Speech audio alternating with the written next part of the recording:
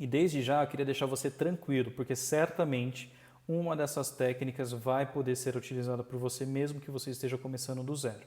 Lembrando, eu estou aqui o meu propósito aqui é te ensinar a dominar os riscos que podem prejudicar o faturamento da sua empresa.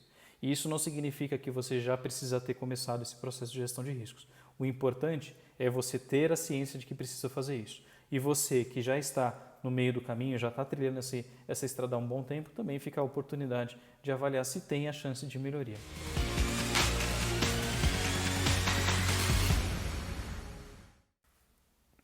Olá, turma. Eu sou Thiago Labliuk e hoje a gente vai dar sequência à exploração de cada uma das etapas de um framework de gestão de riscos. Em especial, hoje a gente avança para a etapa de avaliação de riscos. Depois da gente explorar técnicas diferenciadas para o processo de identificação de riscos, agora chegou a hora de entender quais são as formas de avaliação do nível de exposição desses riscos identificados, para que a empresa, para que a companhia dê maior atenção àqueles que podem ser de maior impacto, maior relevância para o atingimento de seus objetivos, tá legal? Então, se você perdeu os detalhes e técnicas a respeito de como definir contexto, técnicas para identificação de riscos, convido a visitar o canal, a buscar o vídeo anterior a este, que lá vai ter todo o detalhe, também uma bagagem de experiência daquilo que eu acho que funciona melhor e aquilo que funciona menos a depender do contexto que você esteja, tá legal? Então, por que eu estou dizendo isso? Porque em alguns momentos aqui eu vou comentar, eu vou falar sobre alguns aspectos que é premissa que você já tenha passado por esse vídeo anterior. Então, se não viu, volta, visita esse conteúdo e depois me acompanha aqui de novo, tá legal? Então, pessoal, eu já tive a chance de vivenciar diversos cenários. Até cenários mais simples, na qual a abordagem de avaliação é muito direta, são avaliações julgamentais e diretas, até cenários que você envolve um mix de aspectos quantitativos, questões de números, propriamente cálculo, e somado a também opinião qualitativa, que é julgamental a depender do gestor que está avaliando. E mesmo essa quebra e esse mix de avaliação quebrado em diversos drivers, diversos pilares, que eu vou explicar dentro desse vídeo. Então, o ponto principal aqui é você entender e avaliar a complexidade do contexto que você está querendo fazer a gestão de riscos e a relevância desses riscos para o business. Então, a depender do lugar que você esteja fazendo essa gestão, lembrando que você pode ter diferentes níveis dentro da mesma companhia, você tem que avaliar em adotar uma técnica para identificação e talvez técnicas diferenciadas para o processo de avaliação. Tá? Para você que quer acompanhar e identificar quais são essas formas para você conseguir determinar, aqui eu vou de forma qualitativa julgamental ou aqui eu posso pensar de uma forma mais avançada, me acompanha nesse vídeo que a gente vai explorar diversas técnicas aqui e conceitos importantes para você ter assertividade nesse processo, tá legal? Então, qual que é o grande objetivo dessa etapa de avaliação de riscos? É determinar a magnitude de um efeito dentro de um objetivo, dentro de uma estratégia da companhia. E quando eu falei objetivo e estratégia, também leia-se que pode ser um contexto tanto adjetivo de TI, pode ser um processo, pode ser um produto, pode ser um squad, pode ser um projeto que seja de tecnologia ou, enfim, na construção de uma planta e por aí vai. Então, ele serve para determinar a magnitude do efeito de uma determinada incerteza no contexto que você escolheu fazer essa gestão. Essa avaliação traz luz sobre uma possível gravidade que, caso aquele evento de risco aconteça, possa determinar algum tipo de prejuízo para esse contexto que você escolheu fazer a gestão, tá legal? Então, é importante que, independente da técnica que a gente vai explorar aqui, todas elas partem da premissa de ter algumas medidas de acompanhamento. E essas medidas de acompanhamento normalmente estão alinhadas, estão equalizadas dentro de uma régua de exposição. Essa régua de exposição é importante que a companhia tenha ciência dessa régua de exposição. Por que eu estou dizendo isso? Eu já vivenciei cenários muito tempo atrás, acho que hoje em dia isso é mais difícil de se encontrar, na qual a área de auditoria, por exemplo, tinha um julgamento diferente do que era muito crítico, do que a área de riscos acreditava.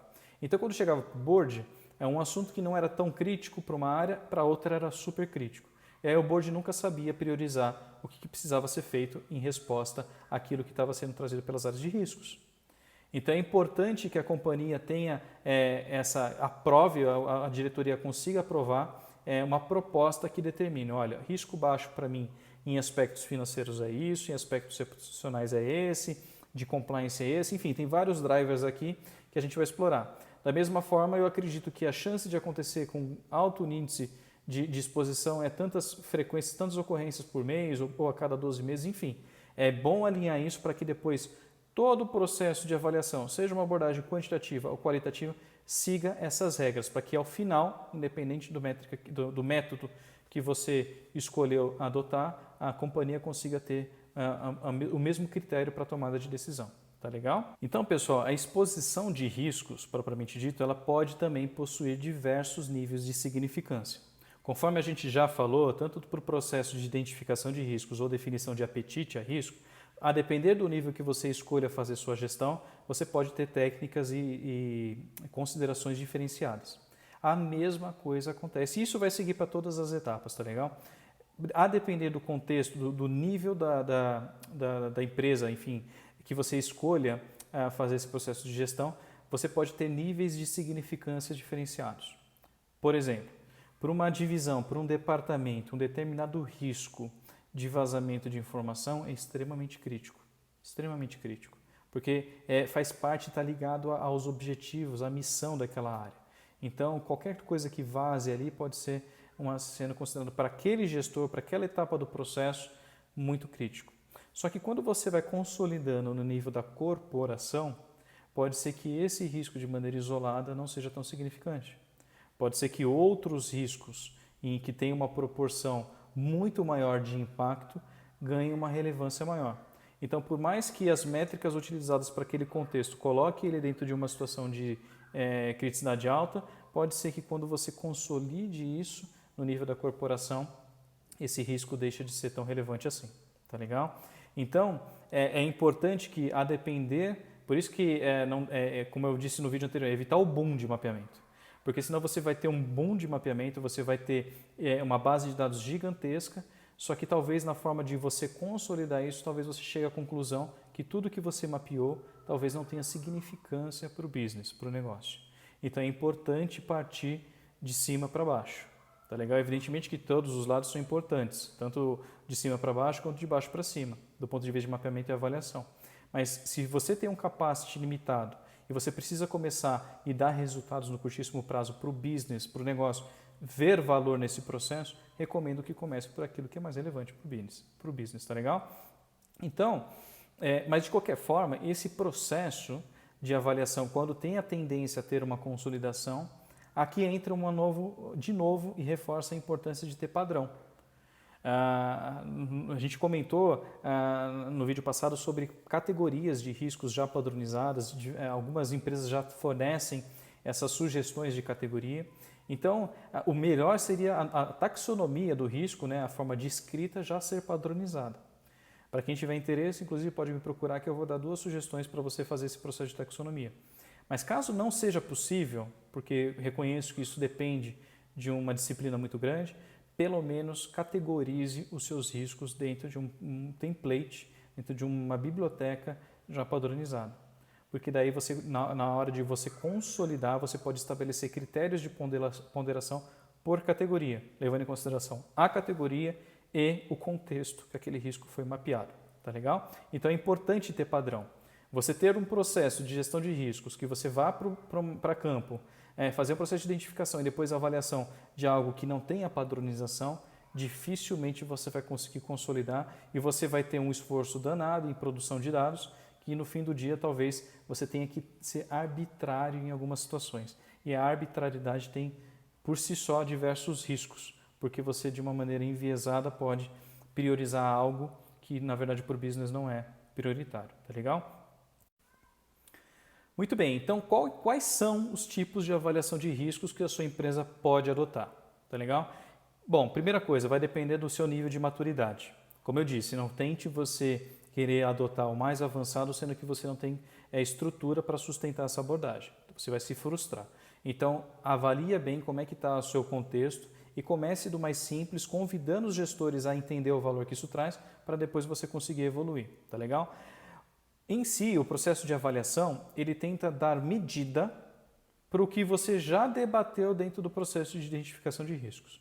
Então, no processo de avaliação, a gente vai tentar mensurar qual é a chance de algo acontecer, que esse tipo de questão está presente no mapeamento de riscos, e qual é o impacto caso aconteça, que também está presente lá no processo de identificação de riscos.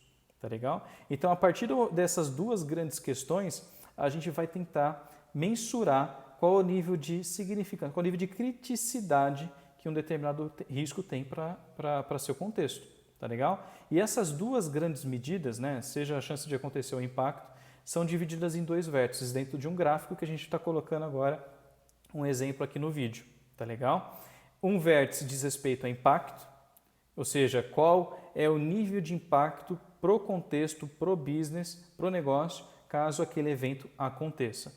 Uma multa, uma exposição negativa na mídia, um escândalo de corrupção, uma indisponibilidade de sistema. Tá legal? Então, qual é o nível de impacto? Evidentemente que a maior parte das réguas tem lá de muito baixo ou de baixo até muito crítico.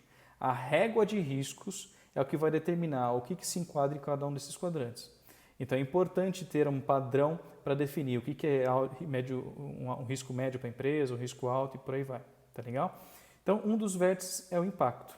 Então, essa questão de impacto, inclusive, é difícil. Como eu disse, eu já passei por diversas experiências. Eu já vi situações que não tem nem tipos diferentes de impacto.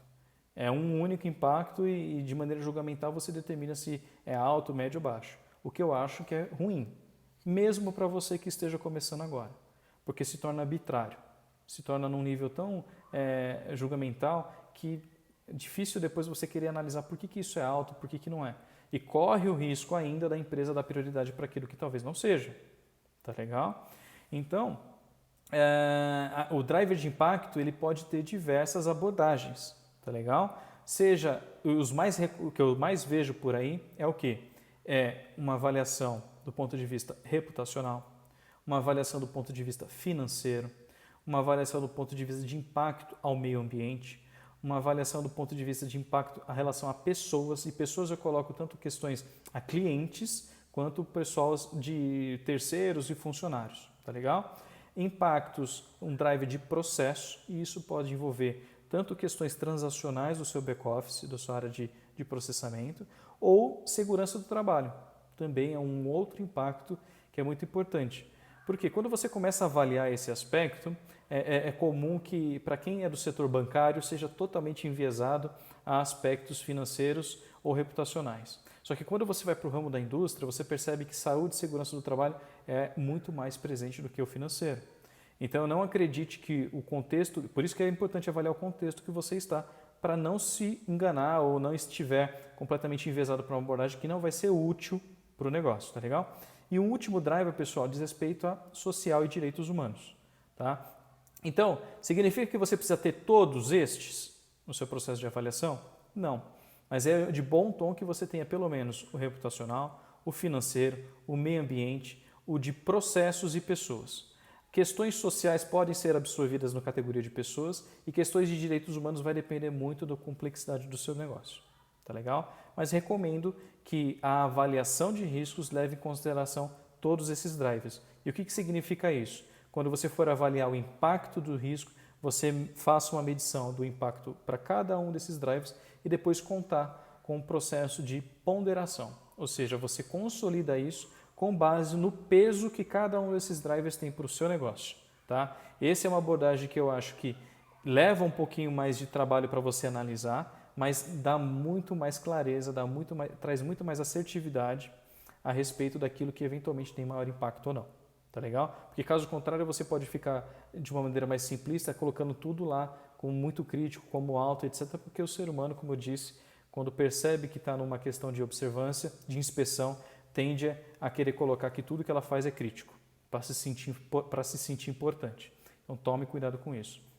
Então um dos vértices, uma das medidas é impacto. A outra medida é probabilidade. E aí alguns chamam de vulnerabilidade, própria probabilidade.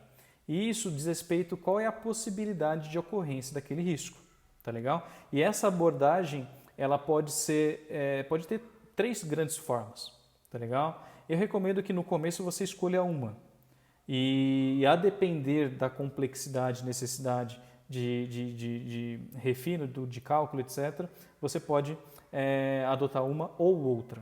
Eu não vejo valor, eu vejo até confusão você tentar adotar as três ao mesmo tempo e depois escolher uma de forma arbitrária. É diferente de impacto, porque ali você está de fato dando sua opinião em diversos pontos de vista e você depois pondera por aquilo que você acha mais importante para o momento do seu contexto. Mas probabilidade eu recomendo que você utilize uma dessas três. Quais são elas? Uma totalmente qualitativa. Por exemplo, a possibilidade desse risco acontecer é remota. É muito alta, é moderada, é baixa, ou seja, é extremamente julgamental. Você diz dentro de uma escala que você determinou dentro da régua de riscos qual é a chance de aquilo acontecer ou não. Tá legal?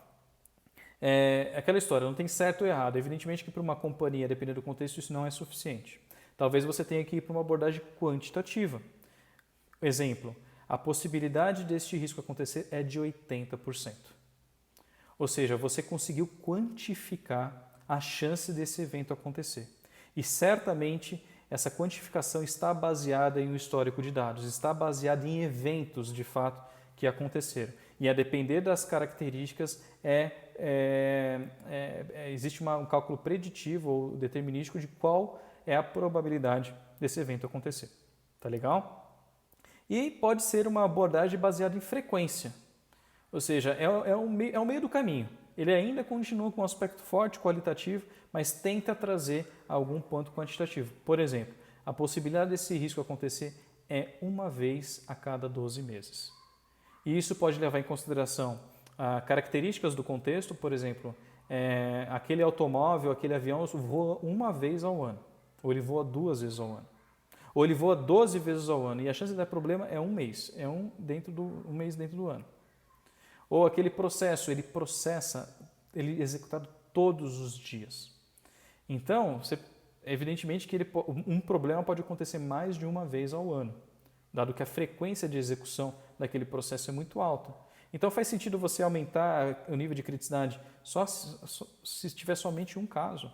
Então, a depender do contexto, você utiliza e baliza a frequência que determina o que vai ser alto, baixo, a depender do contexto. Tá legal? Então, são essas grandes medidas que existem e que a gente vai explorar agora técnicas para você conseguir avaliar essas duas grandes medidas e como é que elas se comportam em diferentes dimensões. E desde já eu queria deixar você tranquilo, porque certamente uma dessas técnicas vai poder ser utilizada por você mesmo que você esteja começando do zero.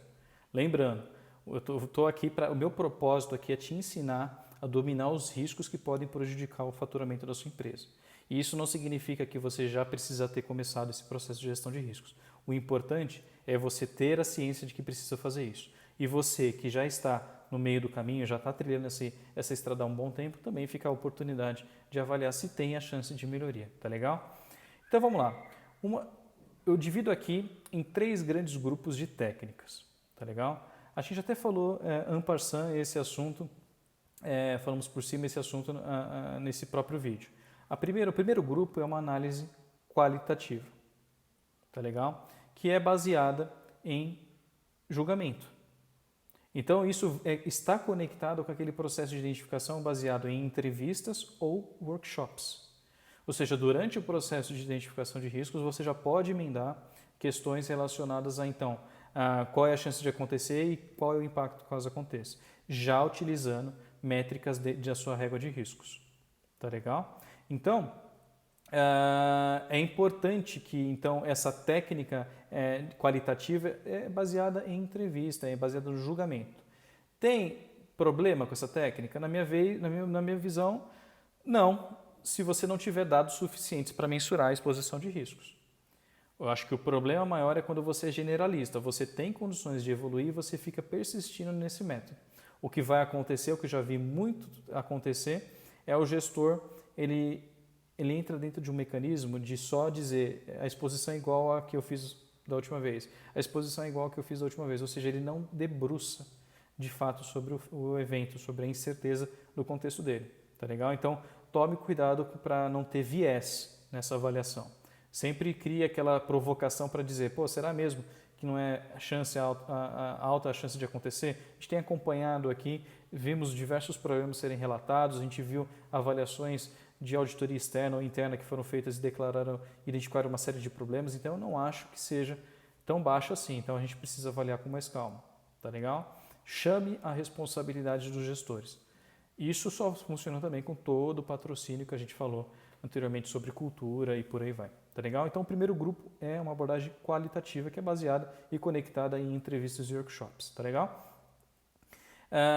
Outro grupo, quantitativa, aí é quando envolve a abordagem já de probabilidade.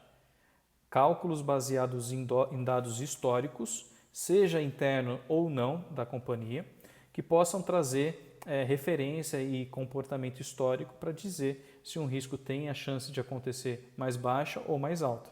Tá legal? E dentro dessa técnica você tem aí peso, análise de dados, criação de cenários de estresse, ou seja, hoje você não tem nenhum case, nenhum dado histórico que comprove que aquele evento aconteceu.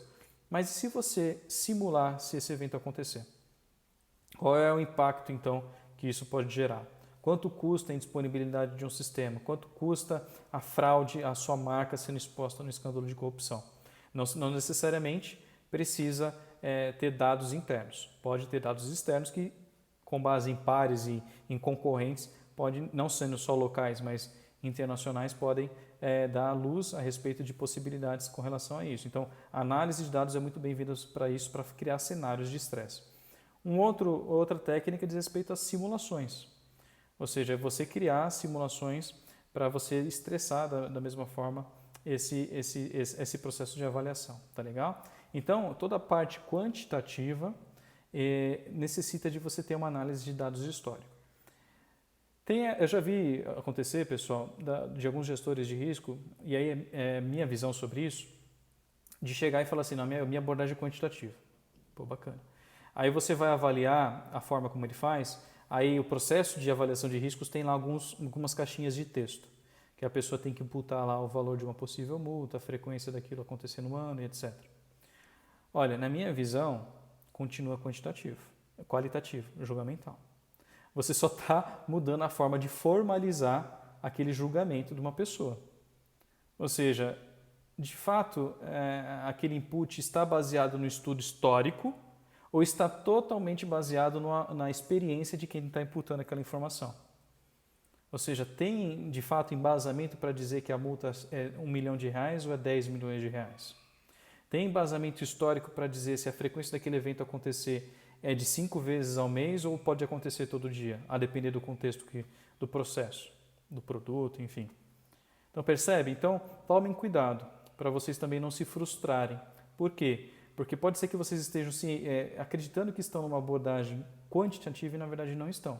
Vocês ainda persistem e moram dentro de uma abordagem qualitativa, só mudou a forma das pessoas formalizarem aquela visão, aquela percepção que é baseada totalmente no gestor, na experiência de quem estava fazendo o processo de avaliação. Tá legal? E uma avaliação, o terceiro grupo é a avaliação mista, que você pode ter uma parte de dados, então você consegue criar indicadores, análises para dizer e fomentar e orientar a análise, mas também conta com a opinião do gestor. Pode ser que o gestor tenha uma larga experiência sobre o assunto, já trabalhou em diversos lugares, já viu isso acontecer, tem uma base de um case muito interessante e os dados não dizem isso. Eles dizem que a chance talvez é muito alta de acontecer e etc. E o mix entre os dois, principalmente utilizando benchmark de fora. Às vezes você não tem pessoas diretamente no seu business, no seu negócio trabalhando, mas você pode convidar pessoas a ajudar você a avaliar a exposição de riscos, evidentemente que dentro de um acordo de confidencialidade. Eu acho que é super positivo esse tipo de abordagem. Algumas empresas ainda têm o mau hábito de não compartilhar situações de risco porque julgam que aquilo pode jogar contra. Muito pelo contrário. Eu acho que a empresa que demonstra que conhece determinado risco, demonstra como avaliou e controla, demonstra maturidade. Tá legal? Então, são esses 3 grandes grupos. Então, a depender do contexto que você vá fazer esse mapeamento, você pode escolher diferentes abordagens. Tome cuidado, como eu falei, em abordagens generalistas, que cumprem tabela. Você vai fazer campanhas de avaliação de riscos para a companhia como um todo. Mas será que vai ser relevante? Será que na hora de você consolidar isso numa visão corporativa, o critério de uma área foi igual ao outro? Ou seja, aquele outro gestor acha que tudo é crítico, ele coloca que tudo é crítico. Ele vai certamente estar enviesado com avaliações erradas daquele gestor que sempre foi mais ponderado, utilizou dados, etc. E na hora de consolidar, você pode ter a surpresa daquele que falou que tudo é crítico aparecer no painel como um item mais prioritário. Tá legal? Tomem cuidado com isso. Na hora de consolidar, avaliar de maneira cuidadosa formas de consolidação para que você não transmita o viés que você fez durante o processo de avaliação, principalmente em abordagens qualitativas, para uma consolidação mais de alto nível, tá legal? Muito bem. Então, o processo de análise de riscos, de avaliação de riscos, você percebe que está totalmente correlacionado ao contexto que você está, bem como a disponibilidade de dados, enfim, para você determinar qual é a abordagem que você vai adotar. Você somando e decidindo qual é a abordagem, você tem que ter uma avaliação em 3 dimensões. Evidentemente que uma das 3 é um plus. Tá? Se você não tiver condições, não tem problema. O importante é você fazer as 2 primeiras. A primeira diz respeito a uma avaliação inerente, que é a exposição de riscos na ausência de quaisquer ações diretas ou indiretas da administração para controlar a sua gravidade, sua severidade, seu impacto. Tá legal? Ou seja, é você avaliar dentro daquelas incertezas que orbitam o seu contexto, qual é o impacto e a chance de acontecer de determinada incerteza, sem você controlar. Não significa que você controla que a chance de acontecer é muito alta. Tá legal? Você precisa avaliar, poxa, existe uma incerteza de algo acontecer aqui numa situação presidencial. Poxa, será que acontece todo ano isso ou tem um espaçamento maior? Tá legal? Tem uma questão aqui relacionada às taxas de juros, a questão de fornecedor, a questão de turnover, avanço tecnológico e por aí vai. Então você pode avaliar os riscos de forma inerente à sua estratégia sem considerar quaisquer ação para tentar controlar. Isso já vai dar uma dimensão para você daquilo que pode ser mais relevante ou não.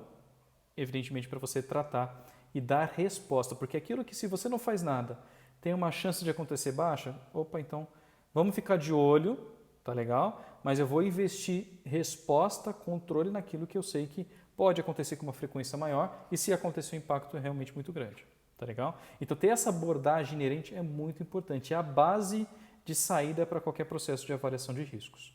Tá legal?